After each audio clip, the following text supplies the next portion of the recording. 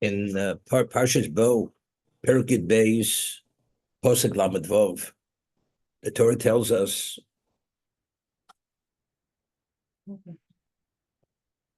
Ubnei Yisrael Osuk Dvar Moshe. The Jewish people did as Moshe had requested. Vayishlu B'Tzrayim Kol Yechetz Pesov Usmolos. They borrowed from the Egyptians silver, gold goblets, and garments.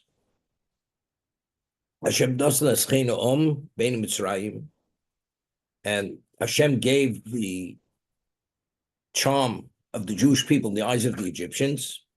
Vayishilum, and they did lend them, although they were their personal effects. V'yinatzlitz Mitzrayim, and they emptied Egypt. Literally, when they left, so Rashi cites the Gemara. Vayinatzlu v'rokunu. Okay? So the Gemara tells us in Brachos, when you bait a net to catch fish, usually a fish in the net, and the fish is the bait are the fish. So the Gemara tells us that when they left Egypt, it was like mitzul l'shem bodogim. It's like a net which you don't even have a fish in the net to bait other fish. Literally, they left nothing there. If you take a look at the Balaturim, where is it here? Balaturim, if you have Mikros Kedosh, he says, "V'natzul Tzrayim b'gemachi osu k'mitzut shebo dog." Dogon. The Gemara says dogim. So I was thinking like this. Now, the wealth that the Jews took out of Egypt, whose wealth was it? It was not the wealth of the government. It was the wealth that belonged to the citizenry. Because as I said, because when the chariots and the Egyptian armies were spit onto the seashore, it says Moshe had to pull them away from the seashore because they were gathering the spoils of the sea. So meaning when they left Egypt, they didn't take all the spoils. Meaning they just took the spoils of the citizenry, of the individuals, but it was the government wealth, which the chariots were bedecked with diamonds and gold and silver, that was even greater than what? Than the spoils that they had taken out of Egypt. Now, the Midrash tells us that what was the purpose of the spoils of the sea, and the spoils that were greater than the spoils of what they had taken from the individuals. So the Midrash says that Hashem had promised Avraham Avinu that they'll be enslaved and afflicted so many years, and when they leave Egypt, they will leave with great wealth. The spoils of the sea was to build a Mishkan, since ultimately they'd have to build a Mishkan, and the Mishkan would need an enormous amount of wealth. Therefore, the wealth of the sea was for the purpose of building the Mishkan. Meaning, why do we have to build a Mishkan? Because there was the Chet Egel. So at that point, the Jews didn't know exactly why they needed this additional wealth. But ultimately, after the Chet Egel, what did Hashem say? Vosli migdosh v'shchanti b'sochem. Because of the failing of the Jews with the idolatry, now the relations with me arm's length. We need a medium called Mishkan, and through the Mishkan, I will dwell in the midst. As a result of that, could you imagine the Jews will only be reinstated if there's a Mishkan in terms of relationship? And they hear what it cost, tremendous amount of wealth which is unheard of. And they have to take out of their own pockets, which is the wealth they took out of Egypt. So Hashem gave them this additional wealth, which was greater than that wealth that they had taken out of Egypt, primarily to be used for what? For the building of the Mishkan. As a result of this, Hashem had preempted the problem that there should be no hesitancy when Moshe says to them, you must build this Mishkan with an enormous amount of gold and silver and so on and so forth. There shouldn't be any hesitancy. Because if there would be hesitancy, it would bring about a tremendous level of prosecution on us that we're not worthy of that reinstatement. So therefore, we're talking about, there were two spoils, the spoils we took out of Egypt and the spoils of the sea, which we discussed in Beshalach in this week's reading. Rabbi. Wait. Okay, now,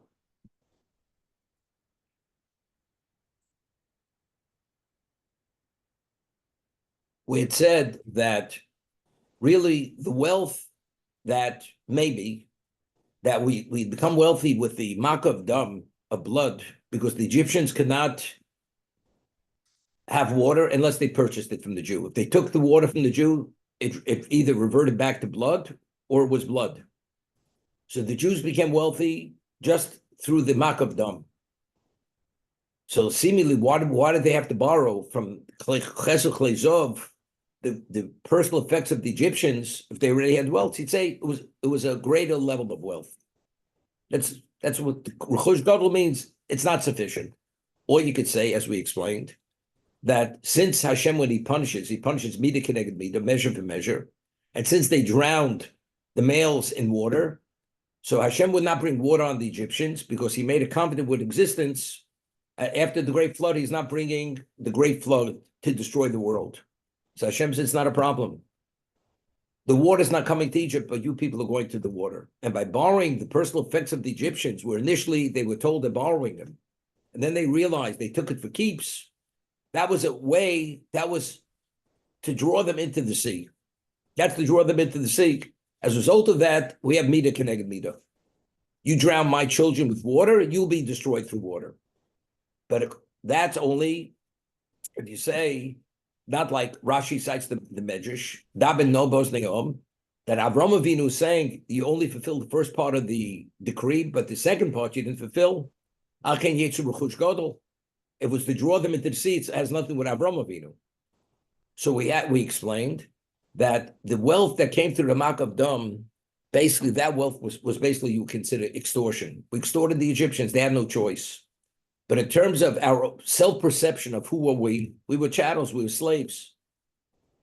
So how do you restore the persona and the aura of royalty to the Jewish people? Reinstate them to their status of royalty. When the master feels that it's a privilege to lend a slave his personal effects, which is unheard of. So evidently the Jews see that they have a value which they themselves didn't appreciate. That here the masters who enslave them are giving them and says, it will be our pleasure to give you more than you're even asking. So it wasn't the wealth for the wealth.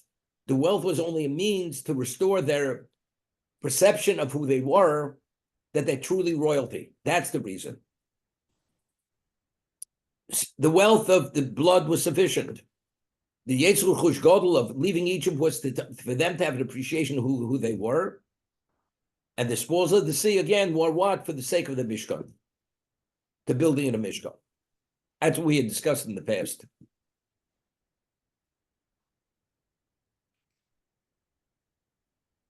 Why did Paro send out the Erev Rav? Parsha leaves off, last week we conclude, there were multitudes, millions, maybe hundreds of thousands of Egyptians who had left Egypt together with us, with the Jews. Why? What's the reason? So the Rechaim HaKodesh explains in this week's Parsha B'Shalach that Paro suspected that the Jews, after 3 days, they're not coming back. So he told the Egyptians, I'm sending you along, and if in fact they don't come back, you're going to assume the workload of the Jews. So that would guarantee that the Egyptians that are going with the Jews are not going to allow the Jews to escape. They're going to force them to come back because otherwise they're going to have to assume the workload of the Jews. What happened, as we'll see in a moment, when they realized the Jews are not coming back and they can't stop the Jews from going back, not only did Paro lose the Jews, the hundreds of thousands of Egyptians that he sent out with the Jews for this purpose, they said, we have to be insane to go back. What are we going back for? To become slaves? We're going with the Jews. And they said, we're going along with the Jews, and they went with the Jews. So everything in Paro's plan backfired on Paro. Now, but you realize that may have been Paro's cheshbon. Who is Paro? If you take a look based on the Zohar and many other commentators, Egypt represented a certain aspect of evil. When the Egyptian armies went down in the sea, that was the last nail in the coffin of what Egypt represented, the evil of Egypt. Egypt. But you realize, what about the Erev Rav? What about the rabble that he sent out with the Jews? They were a representation of that evil. Why did the Jews do the Chet Egel? Why did we somehow succumb to the Egel? The Arab Rav are the ones who initiated that. They are the ones. If not for the Chet Egel, as I mentioned many times, the Gemara in Avodah Zorah, when we said Nasav Nishma, we reverted back to pre-sin of Adam. We reached a level of perfection that death was no longer relevant to us. Because the Egyptians, the Arab Rav, they initiated what? The Egel. They're the ones who said, Eila Elecha Yisrael. This is your God, Israel. As a result of that, Paro, in fact, even though his intent was to get the Jews back, that they should be under the dominion of evil, even though he didn't succeed in that context, because they didn't come back, but factually, they toppled the apple cart. The Egyptians had that level of influence that they took the Jews down. We were at that level of pre-sin, and they brought us back to post-sin, which is the evil of Egypt. They represented that evil, which was the idolatry. And what was it? It was golden calf.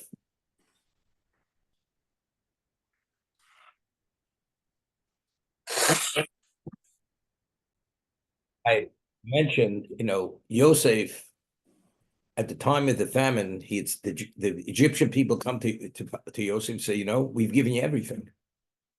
We're willing to give you our bodies, our land. So ultimately, the citizenry of Egypt were the slaves of Paro. They were chattels. The people themselves were the chattels of Paro. Why did Yosef do that? Except for the priest class. The priests were not. But the citizenry were all slaves of Paro. When the Jews themselves were slaves of the Egyptians, they worked in the Egyptian homes, and they did whatever they did for the Egyptians. In essence, who are they slaves? They were slaves of the king. We were the slaves of Paro. Avodim hoyinu lefaro b'Mitzrayim. What do you mean? How were we slaves to Egypt? It's true, we were, but we were slaves for the citizenry.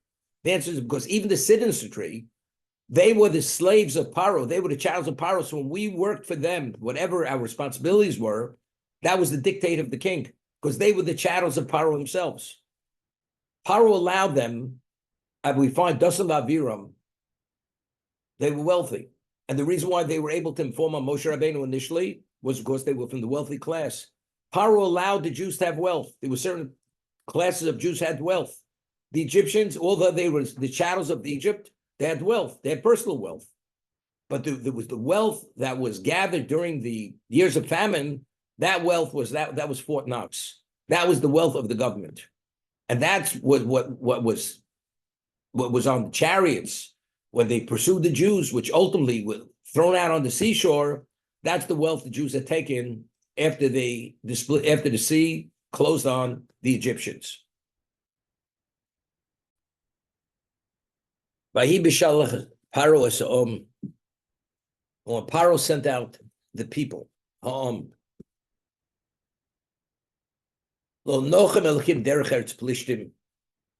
he did not lead them along the Philistine route, because it was close.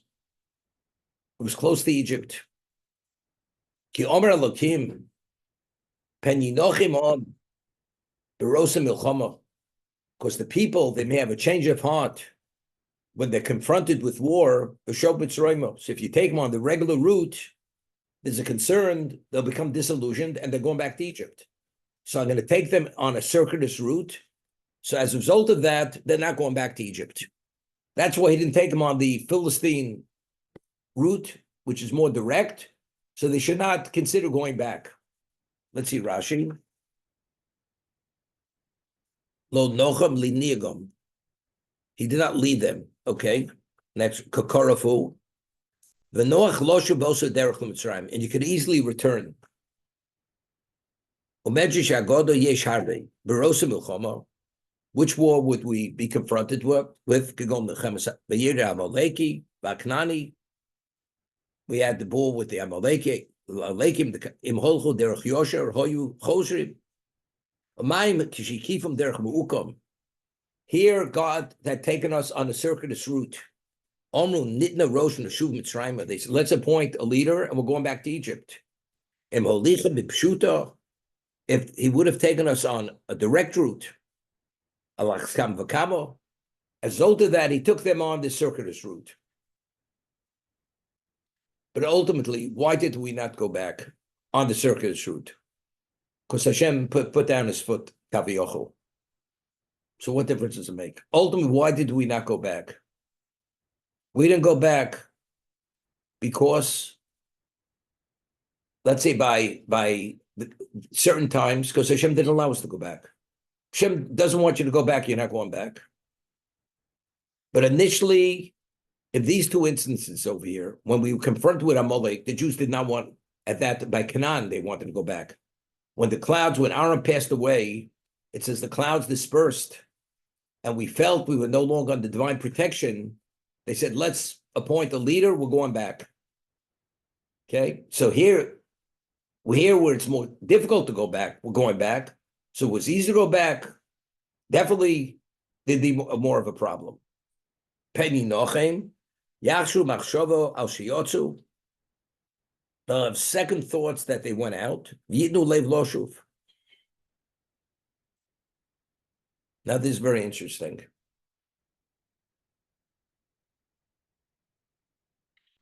What does the Rashi say? Penny Nochim, and they'll go back. Rashi says that they reconsider why did they leave.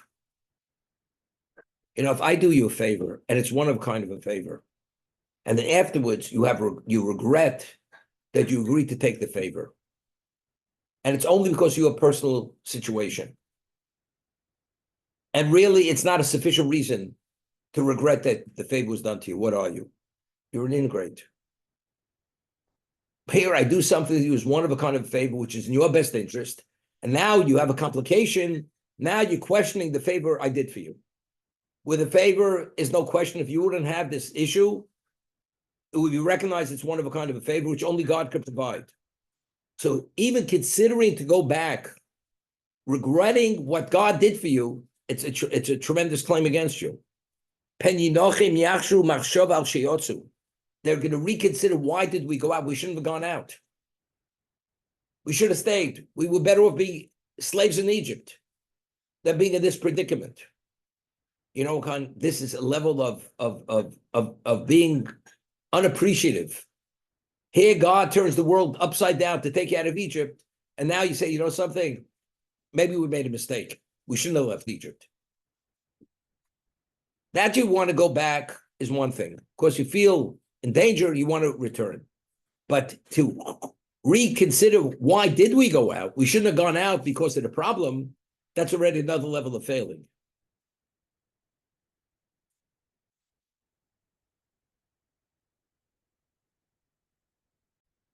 When we were caught between the Egyptian army and the Yam Suf, the Jews came to Moshe and said, and Aaron, why did you take us out of Egypt? Whether there are a lack of graves in Egypt, if we had to die, we could have died in Egypt. We didn't have to die here on the seashore. So what does Hashem say? How long am I going to tolerate these people? Even though, but that was basically the issue. I mean, they said to Moshe and Aaron, why did you take us out? Are there a lack of graves? What are you talking about? You were slaves. Well, if we would have known we'd be caught between a rock and a hard place, we wouldn't have left. But God took you out. So if God took you out, evidently it's your best interest to go out, and this is not a problem. And even if it's a problem, it's a resolvable problem. So it was a very strong claim, and we'll see what the Orach Chaim HaKadosh points out. Even tefillah at that point wouldn't have been sufficient. To pray that they should be protected. Why? So you explained, because there was such a claim against the Jewish people. Tefillah is midas harachmim, and they had to demonstrate their faith in God to go straight into the sea to show that they have that faith that the sea's going to split. So I'm saying it's a much more serious claim. If you rethink and reconsider that what God did for you was not in your best interest, then you're questioning God.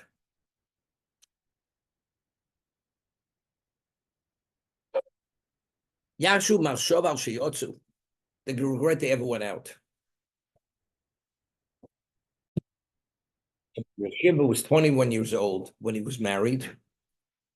And Shiva was a world-renowned genius, and he was one of the best students that had graduated from the Slobodki Yeshiva. And he was part of a kollel, it was called the Kovna Kollel at the time. And a position opened up to be a Rav in a small town. Today, we wouldn't even look at such a position. Shiva told me Rav Yaakov Kamenetsky was Shiva's first cousin. And he was a Rav for a time in a small town in either Russia or Lithuania. And his livelihood, they paid him, what was his salary? There was a pear tree in his backyard. He would take all the pears off the tree. His wife had the right to sell candles and salt to the community, and they paid him a pittance. This was basically the position he had, and he was called the rabbi, the Rav of a community. So Mar Shiva tried out for a certain position, and he was taken. He went for a tryout, they took him, and there was a second person who already was older, he had a family, and he was the runner-up, but they didn't choose him. But if my Rosh Hashiva would turn down the position, they would take the second person. So the farmer, the second person comes to my Rosh Hashiva and says, look, you're a young person, you just were married, you don't have children. Why don't you step down, let my son-in-law take the job? And like this, he'll have a livelihood to support his family. You don't have that financial burden. And another position will come up and they'll take you because you have this reputation of being this world-renowned Talmud Chacham. Mar Shiva stepped down, did not take the position, did not let this other person take the position. So what happened? In 1929, Mar Shiva and his wife, they came to the United States. For whatever reason, they came. And in 1933, he founded the yeshiva in Baltimore. Things were very difficult. After the Depression, Jews weren't interested in Torah, and he was a Rav in the shul, and he was going to start a yeshiva. Things were very difficult. So he started to think to himself that, he regretted he turned down the job. He wished he wouldn't have passed on the job, because if he would have had that position, he'd be in a better place. And then the World War II breaks out. The Jews in America had no idea what was going on in Europe. Only after the war did he find out that if he would have had that position, he and his family would have been killed, because that person who took to his position that he passed on, he and his family, they will perish in the Holocaust. So only later did he realize that he was agonizing over, the mistake he had made by passing on that position, it was a blessing that he passed on it, because if he wouldn't have, he wouldn't be alive. So it's only, they say, hindsight is 20/20. But that's not this. Here God says you must leave. This is redemption. And later you question God, is it really worthwhile? We made a mistake, we shouldn't have listened. That's something else. Here you're not listening to God. This is a serious claim. So God took him at a circuitous route that the question should even come into your minds. We shouldn't have left, because, you make the best of your situation. If you go back, then you start thinking, we could really repair the mistake. We can make a correction on the mistake we made. But once you can't make a correction, you make the best of it. So God took him the circuitous route that it shouldn't even enter the minds that they should reconsider and say, well, we made a mistake. Because saying that is a very serious claim against them. And once said, God forbid, if a tragedy happens to a person, we say, Baruch Dayan Emes. Baruch Dayan Emes. That's the first thing a person has to say. If God forbid a person loses a loved one, Baruch Dayan Emes. Now, if a person would say, what is the meaning of Baruch Dayan Emes? God's the true judge. Although we don't understand, it's for the best. Because if we would understand why things happen, we'd appreciate and understand, we wouldn't have questions. So what do? We just leave it at Baruch Dayan Emes. Blessed is the true judge. This is justice, divine justice. If a person, Chazal, would not legislate the Baruch Dayan Emes, what would a person say? Why did God do it? If you ask that question, there's a claim against the person. I mean, you're questioning Hashem's his justice. If you say Baruch Dayan Emes, you're ready, you classified it, what happened? Baruch Dayan Emes. That's his justice. I don't question it. Therefore, after you don't say, but he was such a good person, why did God take him? He was so young, why did God take him? There's no questioning. You already stated your case, Baruch Dayan Emes. But if Chazal wouldn't have legislated that bracha, that the first thing that comes out of a person's mouth is Baruch Dayan Emes, there's a concern. A person say, but why did it happen? If you ask that question, there's a serious claim against that person. Chazal did not want that claim even to be considered. Therefore, the first thing person said, Baruch Dayan Emes. To reconsider, as it says here, you're questioning God's decision to take you out of Egypt. Maybe we made a mistake. We shouldn't have listened. That's a problem. That's trouble.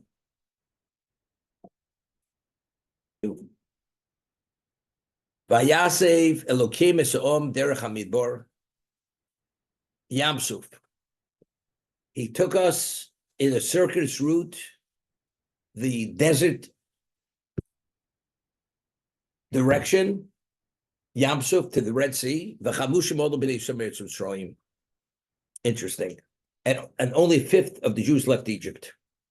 So what's the Torah telling us here? That the group which he took on the circuitous route, this is the fifth. These are, as he said, these are the ones who had faith. They're willing to go into a desert. They're willing to go into a desert. They have the faith. God will provide. But yet, this fifth, which is the cream of the crop, they're the ones who came with this claim of the lack of graves in Egypt. So the Torah is identifying them, despite their advanced level of trust. But when, as I said, when they're put in this very difficult position, they're balking over here. Rashi, chamushim and chamushim el mzuyonim. One interpretation is they were prepared, they were armed. Who shgoram lehem she'olu chamushim she'ilu hisivim derech yishuv lehem chamushim lehem kol ma shetzrichim. When a person goes through an inhabited location, you don't have to take everything to contend with the issues, whatever may come up. But since they were being taken to the desert, they left prepared. We'll see in a moment. It's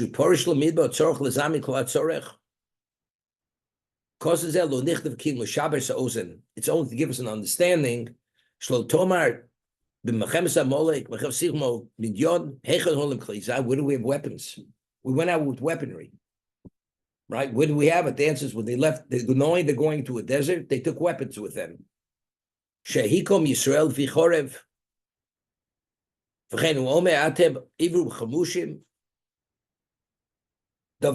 Another interpretation, chamushim. Echon nechamisha. Yotzu, 1/5, only 20% left Egypt. 4/5 died during the days of darkness, which we discussed earlier, because they had no wind. They didn't have the faith, the trust to go into the desert to rely on Hashem. Okay?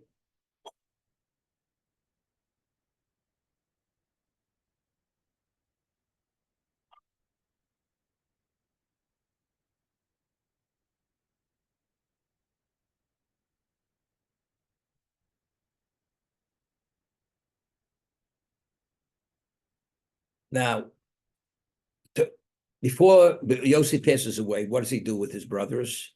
He adjures them, and he makes them take an oath that when they leave Egypt, they're taking his remains with them. And he made it a point. And we asked the question then. The remains of every Shevet, of every son of Yaakov, were taken out with the tribe when they left Egypt. Reuven's descendants took his remains. Shimon's descendants took his remains. But yet Yosef said, despite Shimon, Ephraim, and Ephraim and Menashe are his descendants, he says the Jewish people have taken out my remains. Right? If you remember. And we asked the question, why did he put the onus on the Jewish people, on Klal, so they have to take out his remains? As each tribe, they're taking out the remains of their antecedent. The founder of the tribe, Yosef has 2 children. Ephraim and Menashe, they could take it out. But he put this onus on them. It's your responsibility. And he says, you cannot leave Egypt unless you take my remains. But if you remember, he said, Halisem es atzmos mizeh etchem. I want you to take out my remains, mizeh. You remember when we spoke about the mizeh?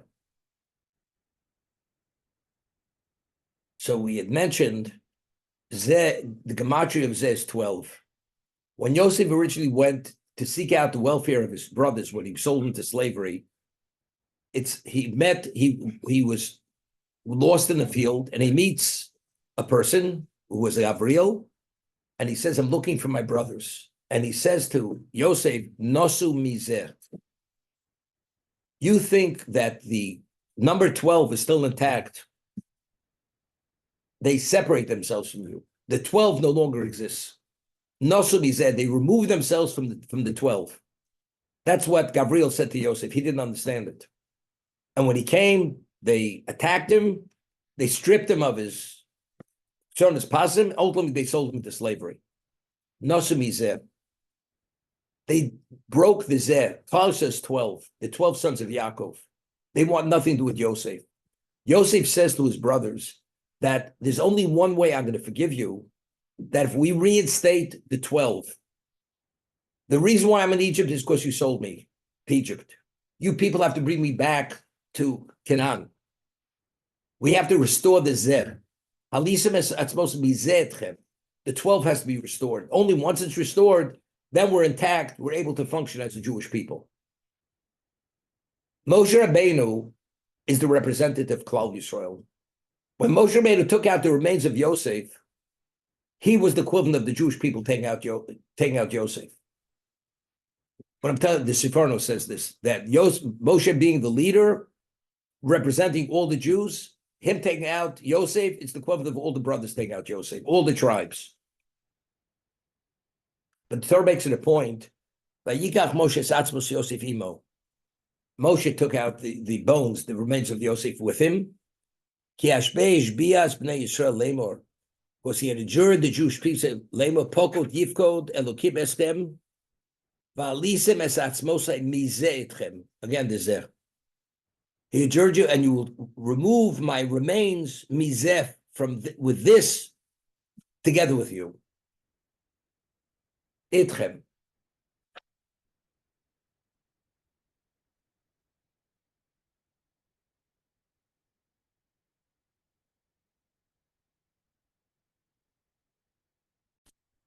The Pasuk Mishlei, it says, Leiv Chocham, Gemara in Sota, Leiv Chocham Yikach Mitzvos. The heart of the wise one takes mitzvos. And the Gemara says, who's Leiv Chocham? Zeh Moshe Rabbeinu.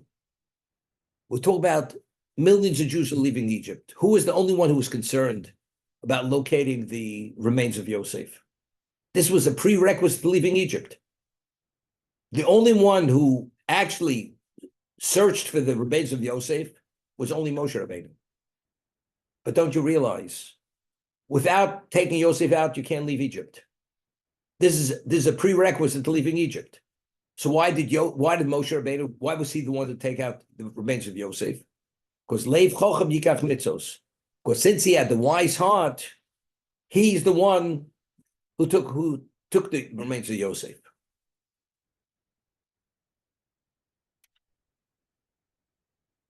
So the Chazal are giving him this level of acclaim. He had that wisdom. The other Jews didn't have that wisdom. They didn't have the Leiv Chocham. Why not? This is a simple one. This is an easy one. Right? The simple understanding. Who is the wise man? The one who sees the ramifications of the present, of the actions. Why doesn't it say Ezel Chochem HaMevin es HaNolad? Who's the wise? The one who understands the Nolad.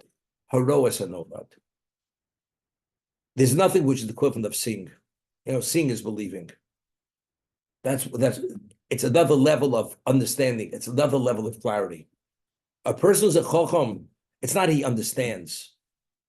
To him, what he understands it becomes a reality. That's the level of clarity he has. He's Roas HaNolad. Now, if you have millions of Jews leaving Egypt, And people say, what about the remains of Yosef? So people would say, you know something? Somebody definitely would take care of it. It's 1 in a million chance he may not be attended to. But is it possible? Doesn't make any sense. But if you're a Chacham, doesn't make any sense, doesn't meet the grade. It's not enough.